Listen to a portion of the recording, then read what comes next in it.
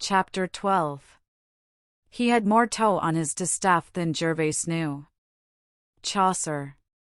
The ride to Stone Court, which Fred and Rosamond took the next morning, lay through a pretty bit of midland landscape, almost all meadows and pastures, with hedgerows still allowed to grow in bushy beauty and to spread out coral fruit for the birds.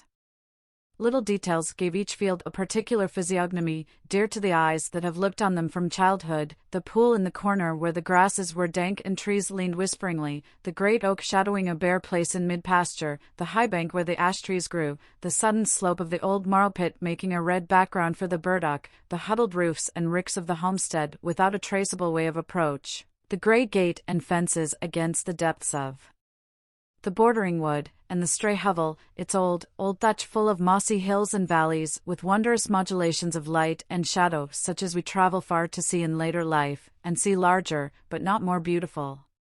These are the things that make the gamut of joy in landscape to midland-bred souls, the things they toddled among, or perhaps learned by heart standing between their father's knees while he drove leisurely. But the road, even the by-road, was excellent, for Lowick, as we have seen, was not a parish of muddy lanes and poor tenants, and it was into Lowick parish that Fred and Rosamond entered after a couple of miles' riding. Another mile would bring them to Stone Court, and at the end of the first half, the house was already visible, looking as if it had been arrested in its growth toward a stone mansion by an unexpected budding of farm buildings on its left flank, which had hindered it from becoming anything more than the substantial dwelling of a gentleman farmer. It was not the less agreeable an object in the distance for the cluster of pinnacled corn ricks which balanced the fine row of walnuts on the right. Presently it was possible to discern something that might be a gig on the circular drive before the front door. "Dear me," said Rosamond, "I hope none of my uncle's horrible relations are there." "They are, though. That is Mrs. Wall's gig, the last yellow gig left, I should think. When I see Mrs. Wall in it, I understand how yellow can have been worn for mourning. That gig seems to me more funereal than a hearse. But then Mrs. Wall always has black crape on. How does she manage it, Rosie? Her friends can't always be dying. I don't know at all. And she is not in the least evangelical," said Rosamond, reflectively, as if that religious point of view would have fully accounted for perpetual crape. "And not poor," she added, after a moment's pause. "No, by George. They are as rich as Jews, those Walls and Featherstones, I mean, for people like them, who don't want to spend anything. And yet they hang about my uncle like vultures, and are afraid of a farthing going away from their side of the family. But I believe he hates them all." The Mrs. Wall, who was so far from being admirable in the eyes of these distant connections, had happened to say this very morning, not at all with a defiant air, but in a low, muffled, neutral tone, as of a voice heard through cotton wool, that she did not wish to enjoy their good opinion. She was seated, as she observed, on her own brother's hearth, and had been Jane Featherstone 25 years before she had been Jane Wall, which entitled her to speak when her own brother's name had been made free with by those who had no right to it. "What are you driving at there?" said Mr. Featherstone, holding his stick between his knees and settling his wig, while he gave her a momentary sharp glance, which seemed to react on him like a draught of cold air and set him coughing. Mrs. Wall had to defer her answer till he was quiet again, till Mary Garth had supplied him with fresh syrup, and he had begun to rub the gold knob of his stick, looking bitterly at the fire. It was a bright fire, but it made no difference to the chill-looking purplish tint of Mrs. Wall's face, which was as neutral as her voice, having mere chinks for eyes, and lips that hardly moved in speaking. "The doctors can't master that cough, brother. It's just like what I have, for I'm your own sister, constitution and everything. But, as I was saying, it's a pity Mrs. Vincey's family can't be better conducted." "Pshaw! You said nothing o' the sort. You said somebody had made free with my name. And no more than can be proved, if what everybody says is true. My brother Solomon tells me it's the talk up and down in Middlemarch how unsteady young Vincey is, and has been forever gambling at billiards since home he came." "Nonsense! What's a game at billiards?" "It's a good gentlemanly game, and young Vincey is not a clodhopper. If your son John took to billiards, now, he'd make a fool of himself. Your nephew John never took to billiards or any other game, brother, and is far from losing hundreds of pounds, which, if what everybody says is true, must be found somewhere else than out of Mr. Vincey the father's pocket. For they say he's been losing money for years, though nobody would think so, to see him go coursing and keeping open house as they do. And I've heard say Mr. Bulstrode condemns Mrs. Vincey beyond anything for her flightiness, and spoiling her children so. What's Bulstrode to me? I don't bank with him. Well, Mrs. Bulstrode is Mr. Vincey's own sister, and they do say that Mr. Vincey mostly trades on the bank money, and you may see yourself, brother, when a woman past 40 has pink strings always flying, and that light way of laughing at everything, it's very unbecoming. But indulging your children is one thing, and finding money to pay their debts is another. And it's openly said that young Vincey has raised money on his expectations. I don't say what expectations. Miss Garth hears me, and is welcome to tell again. I know young people hang together. No, thank you, Mrs. Wall, said Mary Garth. I dislike hearing scandal too much to wish to repeat it. Mr. Featherstone rubbed the knob of his stick and made a brief convulsive show of laughter, which had much the same genuineness as an old whist player's chuckle over a bad hand. Still looking at the fire, he said, and who pretends to say Fred Vincey hasn't got expectations? Such a fine, spirited fellow is like enough to have em. There was a slight pause before Mrs. Wall replied, and when she did so, her voice seemed to be slightly moistened with tears, though her face was still dry. Whether or no, brother, it is naturally painful to me and my brother Solomon to hear your name made free with, and your complaint being such as may carry you off sudden, and people who are no more Featherstones than the Merry Andrew at the fair, openly reckoning on your property coming to them. And me your own sister, and Solomon your own brother. And if that's to be it, what has it pleased the Almighty to make families for? Here Mrs. Wall's tears fell, but with moderation. Come, out with it, Jane, said Mr. Featherstone, looking at her. You mean to say, Fred Vincey has been getting somebody to advance him money on what he says he knows about my will, eh? I never said so, brother. Mrs. Wall's voice had again become dry and unshaken. It was told me by my brother Solomon last night when he called coming from market to give me advice about the old wheat, me being a widow, and my son John only 23, though steady beyond anything. And he had it from most undeniable authority, and not one, but many. Stuff and nonsense. I don't believe a word of it. It's all a got-up story. Go to the window, missy, I thought I heard a horse. See if the doctor's coming. Not got up by me, brother, nor yet by Solomon, who, whatever else he may be, and I don't deny he has oddities, has made his will and parted his property equal between such kin as he's friends with, though, for my part, I think there are times when some should be considered more than others. But Solomon makes it no secret what he means to do.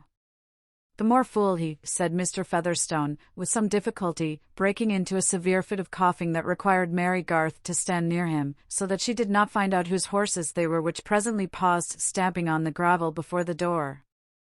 Before Mr. Featherstone's cough was quiet, Rosamond entered, bearing up her riding habit with much grace. She bowed ceremoniously to Mrs. Wall, who said stiffly, "How do you do, miss?" smiled and nodded silently to Mary, and remained standing till the coughing should cease, and allow her uncle to notice her. "Heyday, miss," he said at last, "you have a fine color. Where's Fred?" "Seeing about the horses. He will be in presently. Sit down, sit down. Mrs. Wall, you'd better go." Even those neighbors who had called Peter Featherstone an old fox had never accused him of being insincerely polite, and his sister was quite used to the peculiar absence of ceremony with which he marked his sense of blood relationship. Indeed, she herself was accustomed to think that entire freedom from the necessity of behaving agreeably was included in the Almighty's intentions about families. She rose slowly without any sign of resentment, and said in her usual muffled monotone, "Brother, I hope the new doctor will be able to do something for you. Solomon says there's great talk of his cleverness." I'm sure it's my wish you should be spared. And there's none more ready to nurse you than your own sister and your own nieces, if you'd only say the word. There's Rebecca, and Joanna, and Elizabeth, you know. I remember, you'll see I've remembered 'em all dark and ugly. They'd need have some money, eh? There never was any beauty in the women of our family, but the Featherstones have always had some money, and the Walls too. Wall had money too. A warm man was Wall. Money's a good egg, and if you've got money to leave behind you, lay it in a warm nest. Goodbye, Mrs. Wall. Here Mr. Featherstone pulled at both sides of his wig as if he wanted to deafen himself, and his sister went away ruminating on this oracular speech of his. Notwithstanding her jealousy of the Vinceys and of Mary Garth, there remained as the nethermost sediment in her mental shallows a persuasion that her brother Peter Featherstone could never leave his chief property away from his blood relations, else, why had the Almighty carried off his 2 wives both childless, after he had gained so much by manganese and things, turning up when nobody expected it? And why was there a Lowick parish church, and the Walls and Powderells all sitting in the same pew for generations, and the Featherstone pew next to them, if, the Sunday after her brother Peter's death, everybody was to know that the property was gone out of the family? The human mind has at no period accepted a moral chaos, and so preposterous a result was not strictly conceivable. But we are frightened at much that is not strictly conceivable. When Fred came in, the old man eyed him with a peculiar twinkle, which the younger had often had reason to interpret as pride in the satisfactory details of his appearance. "You two misses, go away," said Mr. Featherstone. "I want to speak to Fred. Come into my room, Rosamond, you will not mind the cold for a little while," said Mary.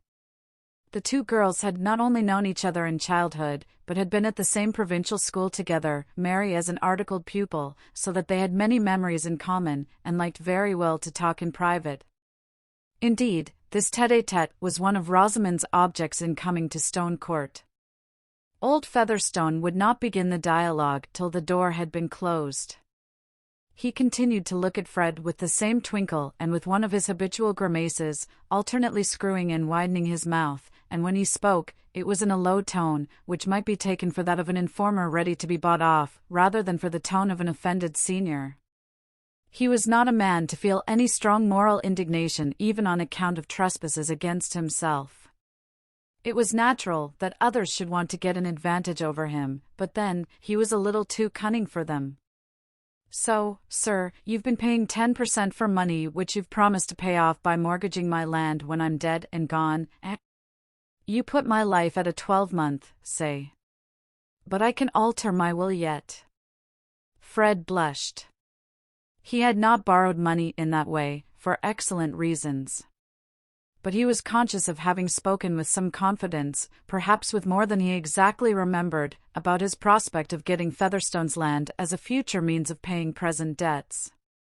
"I don't know what you refer to, sir.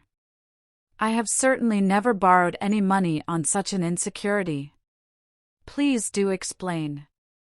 "No, sir, it's you must explain. I can alter my will yet, let me tell you.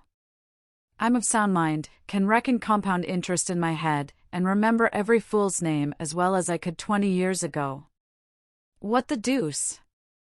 I'm under 80. I say, you must contradict this story." "I have contradicted it, sir," Fred answered, with a touch of impatience, not remembering that his uncle did not verbally discriminate contradicting from disproving, though no one was further from confounding the 2 ideas than old Featherstone, who often wondered that so many fools took his own assertions for proofs. "But I contradict it again. The story is a silly lie." "Nonsense. You must bring documents. It comes from authority. Name the authority, and make him name the man of whom I borrowed the money, and then I can disprove the story. It's pretty good authority, I think, a man who knows most of what goes on in Middlemarch. It's that fine, religious, charitable uncle o' yours. Come now." Here Mr. Featherstone had his peculiar inward shake, which signified merriment. "Mr. Bulstrode? Who else, eh? Then the story has grown into this lie out of some sermonizing words he may have let fall about me. Do they pretend that he named the man who lent me the money? If there is such a man, depend upon it Bulstrode knows him. But, supposing you only tried to get the money lent, and didn't get it, Bulstrode, you'd know that too. You bring me a writing from Bulstrode to say he doesn't believe you've ever promised to pay your debts out o' my land. Come now! Mr. Featherstone's face required its whole scale of grimaces as a muscular outlet to his silent triumph in the soundness of his faculties. Fred felt himself to be in a disgusting dilemma. You must be joking, sir. Mr. Bulstrode, like other men, believes scores of things that are not true, and he has a prejudice against me. I could easily get him to write that he knew no facts in proof of the report you speak of, though it might lead to unpleasantness. But I could hardly ask him to write down what he believes or does not believe about me. Fred paused an instant, and then added, in politic appeal to his uncle's vanity, that is hardly a thing for a gentleman to ask. But he was disappointed in the result. I know what you mean. You'd sooner offend me than Bulstrode. And what's he? He's got no land hereabout that ever I heard tell of. A speculating fellow. He may come down any day, when the devil leaves off backing him. And that's what his religion means, he wants God Almighty to come in. That's nonsense. There's one thing I made out pretty clear when I used to go to church, and it's this: God Almighty sticks to the land. He promises land, and he gives land, and he makes chaps rich with corn and cattle. But you take the other side. You like Bulstrode and speculation better than Featherstone and land. I beg your pardon, sir, said Fred, rising, standing with his back to the fire and beating his boot with his whip. I like neither Bulstrode nor speculation. He spoke rather sulkily, feeling himself stalemated. Well, you can do without me, that's pretty clear, said old Featherstone, secretly disliking the possibility that Fred would show himself at all independent. You neither want a bit of land to make a squire of you instead of a starving parson, nor a lift of £100 by the way. It's all one to me. I can make 5 codicils if I like, and I shall keep my banknotes for a nest egg. It's all one to me. Fred colored again. Featherstone had rarely given him presents of money, and at this moment it seemed almost harder to part with the immediate prospect of banknotes than with the more distant prospect of the land. I am not ungrateful, sir. I never meant to show disregard for any kind intentions you might have towards me. On the contrary. Very good. Then prove it. You bring me a letter from Bulstrode saying he doesn't believe you've been cracking and promising to pay your debts out o' my land, and then, if there's any scrape you've got into, we'll see if I can't back you a bit. Come now. That's a bargain. Here, give me your arm. I'll try and walk round the room.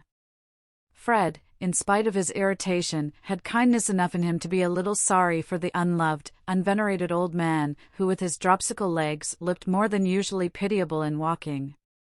While giving his arm, he thought that he should not himself like to be an old fellow with his constitution breaking up, and he waited good-temperedly, first before the window to hear the wonted remarks about the guinea fowls and the weathercock, and then before the scanty bookshelves, of which the chief glories in dark calf were Josephus, Culpeper, Klopstock's Messiah, and several volumes of the Gentleman's Magazine. Read me the names o' the books. Come now. You're a college man. Fred gave him the titles. What did Missy want with more books? What must you be bringing her more books for? They amuse her, sir. She is very fond of reading. A little too fond, said Mr. Featherstone, captiously. She was for reading when she sat with me. But I put a stop to that. She's got the newspaper to read out loud. That's enough for one day, I should think. I can't abide to see her reading to herself. You mind and not bring her any more books, do you hear? Yes, sir, I hear. Fred had received this order before, and had secretly disobeyed it. He intended to disobey it again. "Ring the bell," said Mr. Featherstone. "I want Missy to come down." Rosamond and Mary had been talking faster than their male friends. They did not think of sitting down, but stood at the toilet table near the window while Rosamond took off her hat, adjusted her veil, and applied little touches of her fingertips to her hair of infantine fairness, neither flaxen nor yellow. Mary Garth seemed all the plainer standing at an angle between the two nymphs, the one in the glass, and the one out of it, who looked at each other with eyes of heavenly blue, deep enough to hold the most exquisite meanings an ingenious beholder could put into them, and deep enough to hide the meanings of the owner if these should happen to be less exquisite. Only a few children in Middlemarch looked blonde by the side of Rosamond, and the slim figure displayed by her riding habit had delicate undulations. In fact, most men in Middlemarch, except her brothers, held that Miss Vincey was the best girl in the world, and some called her an angel. Mary Garth, on the contrary, had the aspect of an ordinary sinner. She was brown, her curly dark hair was rough and stubborn, her stature was low, and it would not be true to declare, in satisfactory antithesis, that she had all the virtues. Plainness has its peculiar temptations and vices quite as much as beauty. It is apt either to feign amiability, or, not feigning it, to show all the repulsiveness of discontent, at any rate, to be called an ugly thing in contrast with that lovely creature your companion, is apt to produce some effect beyond a sense of fine veracity and fitness in the phrase.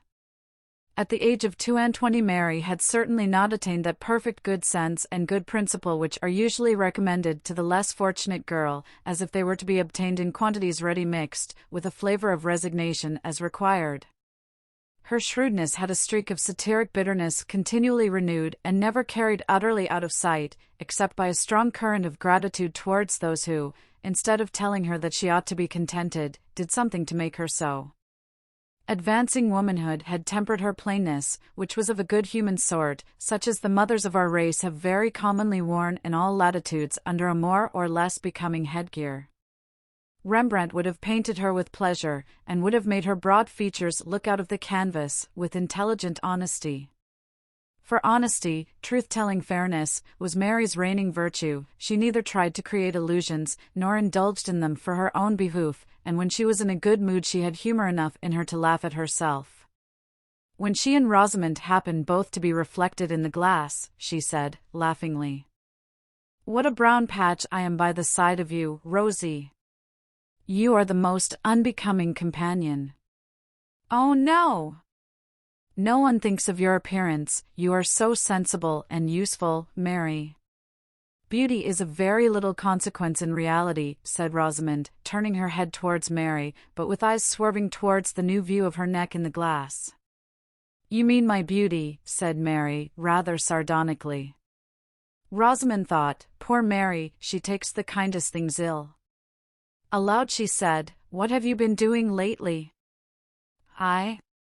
"Oh, minding the house, pouring out syrup, pretending to be amiable and contented, learning to have a bad opinion of everybody." "It is a wretched life for you." "No," said Mary, curtly, with a little toss of her head. "I think my life is pleasanter than your Miss Morgan's." "Yes, but Miss Morgan is so uninteresting, and not young." "She is interesting to herself, I suppose, and I am not at all sure that everything gets easier as one gets older." "No," said Rosamond, reflectively, "one wonders what such people do, without any prospect. To be sure, there is religion as a support. But," she added, dimpling, "it is very different with you, Mary. You may have an offer." "Has anyone told you he means to make me one?" "Of course not. I mean, there is a gentleman who may fall in love with you, seeing you almost every day." A certain change in Mary's face was chiefly determined by the resolve not to show any change. "Does that always make people fall in love?" she answered, carelessly. "It seems to me quite as often a reason for detesting each other." "Not when they are interesting and agreeable." "I hear that Mr. Lydgate is both." "Oh, Mr. Lydgate," said Mary, with an unmistakable lapse into indifference. You want to know something about him, she added, not choosing to indulge Rosamond's indirectness. Merely, how you like him. There is no question of liking at present. My liking always wants some little kindness to kindle it. I am not magnanimous enough to like people who speak to me without seeming to see me. Is he so haughty? Said Rosamond, with heightened satisfaction. You know that he is of good family? No, he did not give that as a reason. Mary! You are the oddest girl. But what sort of looking man is he? Describe him to me. How can one describe a man? I can give you an inventory: heavy eyebrows, dark eyes, a straight nose, thick dark hair, large solid white hands, and, let me see, an exquisite cambric pocket handkerchief. But you will see him. You know this is about the time of his visits. Rosamond blushed a little, but said, meditatively, I rather like a haughty manner. I cannot endure a rattling young man. I did not tell you that Mr. Lydgate was haughty, but il en a pour tous les gouts, as little Mamselle used to say, and if any girl can choose the particular sort of conceit she would like, I should think it is you, Rosie. Haughtiness is not conceit. I call Fred conceited. I wish no one said any worse of him. He should be more careful. Mrs. Wall has been telling Uncle that Fred is very unsteady. Mary spoke from a girlish impulse, which got the better of her judgment. There was a vague uneasiness associated with the word unsteady which she hoped Rosamond might say something to dissipate. But she purposely abstained from mentioning Mrs. Wall's more special insinuation. Oh, Fred is horrid, said Rosamond. She would not have allowed herself so unsuitable a word to anyone but Mary. What do you mean by horrid? He is so idle, and makes Papa so angry, and says he will not take orders. I think Fred is quite right. How can you say he is quite right, Mary?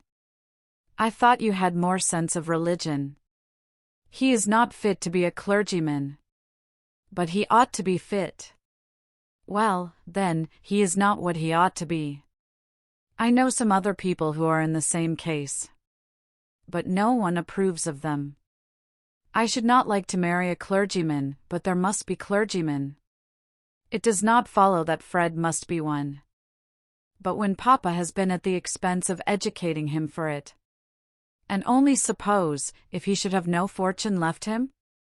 I can suppose that very well, said Mary, dryly. Then I wonder you can defend Fred, said Rosamond, inclined to push this point. I don't defend him, said Mary, laughing. I would defend any parish from having him for a clergyman. But of course, if he were a clergyman, he must be different. Yes, he would be a great hypocrite, and he is not that yet. It is of no use saying anything to you, Mary. You always take Fred's part. Why should I not take his part? Said Mary, lighting up. He would take mine. He is the only person who takes the least trouble to oblige me. You make me feel very uncomfortable, Mary, said Rosamond, with her gravest mildness. I would not tell Mamma for the world. What would you not tell her? Said Mary, angrily. Pray do not go into a rage, Mary, said Rosamond, mildly as ever. If your mamma is afraid that Fred will make me an offer, tell her that I would not marry him if he asked me. But he is not going to do so, that I am aware. He certainly never has asked me. Mary, you are always so violent. And you are always so exasperating. What can you blame me for? Oh, blameless people are always the most exasperating. There is the bell. I think we must go down. I did not mean to quarrel, said Rosamond, putting on her hat. Quarrel? Nonsense, we have not quarreled. If one is not to get into a rage sometimes, what is the good of being friends? Am I to repeat what you have said? Just as you please. I never say what I am afraid of having repeated. But let us go down. Mr. Lydgate was rather late this morning, but the visitors stayed long enough to see him, for Mr. Featherstone asked Rosamond to sing to him, and she herself was so kind as to propose a second favourite song of his, Flow On, Thou Shining River, after she had sung Home, Sweet Home, which she detested. This hard-headed old overreach approved of the sentimental song, as the suitable garnish for girls, and also as fundamentally fine, sentiment being the right thing for a song. Mr. Featherstone was still applauding the last performance, and assuring Missy that her voice was as clear as a blackbird's, when Mr. Lydgate's horse passed the window. His dull expectation of the usual disagreeable routine with an aged patient, who can hardly believe that medicine would not set him up if the doctor were only clever enough, added to his general disbelief in Middlemarch charms, made a doubly effective background to this vision of Rosamond, whom old Featherstone made haste ostentatiously to introduce as his niece, though he had never thought it worth while to speak of Mary Garth in that light. Nothing escaped Lydgate in Rosamond's graceful behaviour, how delicately she waived the notice which the old man's want of taste had thrust upon her by a quiet gravity, not showing her dimples on the wrong occasion, but showing them afterwards in speaking to Mary, to whom she addressed herself with so much good-natured interest, that Lydgate, after quickly examining Mary more fully than he had done before, saw an adorable kindness in Rosamond's eyes. But Mary from some cause looked rather out of temper. "Miss Rosie has been singing me a song, you've nothing to say against that, doctor?" said Mr. Featherstone. "I like it better than your physic." "That has made me forget how the time was going," said Rosamond, rising to reach her hat, which she had laid aside before singing, so that her flower-like head on its white stem was seen in perfection above her riding habit. "Fred, we must really go." "Very good," said Fred, who had his own reasons for not being in the best spirits, and wanted to get away. "Miss Vincey is a musician," said Lydgate, following her with his eyes. Every nerve and muscle in Rosamond was adjusted to the consciousness that she was being looked at. She was by nature an actress of parts that entered into her physique, she even acted her own character, and so well, that she did not know it to be precisely her own. "The best in Middlemarch, I'll be bound," said Mr. Featherstone, "let the next be who she will." Fred? Speak up for your sister." "I'm afraid I'm out of court, sir. My evidence would be good for nothing." "Middlemarch has not a very high standard, uncle," said Rosamond, with a pretty lightness, going towards her whip, which lay at a distance. Lydgate was quick in anticipating her. He reached the whip before she did, and turned to present it to her. She bowed and looked at him. He of course was looking at her, and their eyes met with that peculiar meeting which is never arrived at by effort, but seems like a sudden divine clearance of haze. I think Lydgate turned a little paler than usual, but Rosamond blushed deeply and felt a certain astonishment. After that, she was really anxious to go, and did not know what sort of stupidity her uncle was talking of when she went to shake hands with him. Yet this result, which she took to be a mutual impression, called falling in love, was just what Rosamond had contemplated beforehand. Ever since that important new arrival in Middlemarch, she had woven a little future, of which something like this scene was the necessary beginning. Strangers, whether wrecked and clinging to a raft, or duly escorted and accompanied by portmanteaus, have always had a circumstantial fascination for the virgin mind, against which native merit has urged itself in vain. And a stranger was absolutely necessary to Rosamond's social romance, which had always turned on a lover and bridegroom who was not a Middlemarcher, and who had no connections at all like her own. Of late, indeed, the construction seemed to demand that he should somehow be related to a baronet. Now that she and the stranger had met, reality proved much more moving than anticipation, and Rosamond could not doubt that this was the great epoch of her life.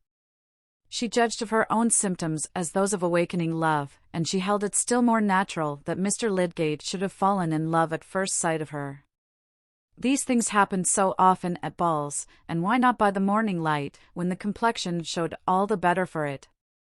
Rosamond, though no older than Mary, was rather used to being fallen in love with, but she, for her part, had remained indifferent and fastidiously critical towards both fresh sprig and faded bachelor. And here was Mr. Lydgate suddenly corresponding to her ideal, being altogether foreign to Middlemarch, carrying a certain air of distinction congruous with good family, and possessing connections which offered vistas of that middle-class heaven, rank, a man of talent, also, whom it would be especially delightful to enslave, in fact, a man who had touched her nature quite newly, and brought a vivid interest into her life, which was better than any fancied might be, such as she was in the habit of opposing to the actual. Thus, in riding home, both the brother and the sister were preoccupied and inclined to be silent. Rosamond, whose basis for her structure had the usual airy slightness, was of remarkably detailed and realistic imagination when the foundation had been once presupposed, and before they had ridden a mile she was far on in the costume and introductions of her wedded life, having determined on her house in Middlemarch, and foreseen the visits she would pay to her husband's hybrid relatives at a distance, whose finished manners she could appropriate as thoroughly as she had done her school accomplishments, preparing herself thus for vaguer elevations which might ultimately come. There was nothing financial, still less sordid, in her previsions. She cared about what were considered refinements, and not about the money that was to pay for them. Fred's mind, on the other hand, was busy with an anxiety which even his ready hopefulness could not immediately quell. He saw no way of eluding Featherstone's stupid demand without incurring consequences which he liked less even than the task of fulfilling it. His father was already out of humor with him, and would be still more so if he were the occasion of any additional coolness between his own family and the Bulstrodes. Then, he himself hated having to go and speak to his Uncle Bulstrode, and perhaps after drinking wine he had said many foolish things about Featherstone's property, and these had been magnified by report. Fred felt that he made a wretched figure as a fellow who bragged about expectations from a queer old miser like Featherstone, and went to beg for certificates at his bidding. But, those expectations, he really had them, and he saw no agreeable alternative if he gave them up. Besides, he had lately made a debt which galled him extremely, and old Featherstone had almost bargained to pay it off. The whole affair was miserably small, his debts were small, even his expectations were not anything so very magnificent. Fred had known men to whom he would have been ashamed of confessing the smallness of his scrapes. Such ruminations naturally produced a streak of misanthropic bitterness. To be born the son of a Middlemarch manufacturer, and inevitable heir to nothing in particular, while such men as Mainwaring and Vian, certainly life was a poor business, when a spirited young fellow, with a good appetite for the best of everything, had so poor an outlook. It had not occurred to Fred that the introduction of Bulstrode's name in the matter was a fiction of old Featherstone's, nor could this have made any difference to his position. He saw plainly enough that the old man wanted to exercise his power by tormenting him a little, and also probably to get some satisfaction out of seeing him on unpleasant terms with Bulstrode. Fred fancied that he saw to the bottom of his Uncle Featherstone's soul, though in reality half what he saw there was no more than the reflex of his own inclinations. The difficult task of knowing another soul is not for young gentlemen whose consciousness is chiefly made up of their own wishes. Fred's main point of debate with himself was, whether he should tell his father, or try to get through the affair without his father's knowledge. It was probably Mrs. Wall who had been talking about him, and if Mary Garth had repeated Mrs. Wall's report to Rosamond, it would be sure to reach his father, who would as surely question him about it. He said to Rosamond, as they slackened their pace, "Rosie, did Mary tell you that Mrs. Wall had said anything about me?" "Yes, indeed, she did." "What?" "That you were very unsteady." "Was that all?" "I should think that was enough, Fred." "You are sure she said no more?" "Mary mentioned nothing else." "But really, Fred, I think you ought to be ashamed." "Oh, fudge!" "Don't lecture me." "What did Mary say about it?" "I am not obliged to tell you." "You care so very much what Mary says, and you are too rude to allow me to speak." "Of course I care what Mary says. She is the best girl I know. I should never have thought she was a girl to fall in love with." "How do you know what men would fall in love with?" "Girls never know." "At least, Fred, let me advise you not to fall in love with her, for she says she would not marry you if you asked her." She might have waited till I did ask her. I knew it would nettle you, Fred. Not at all. She would not have said so if you had not provoked her. Before reaching home, Fred concluded that he would tell the whole affair as simply as possible to his father, who might perhaps take on himself the unpleasant business of speaking to Bulstrode.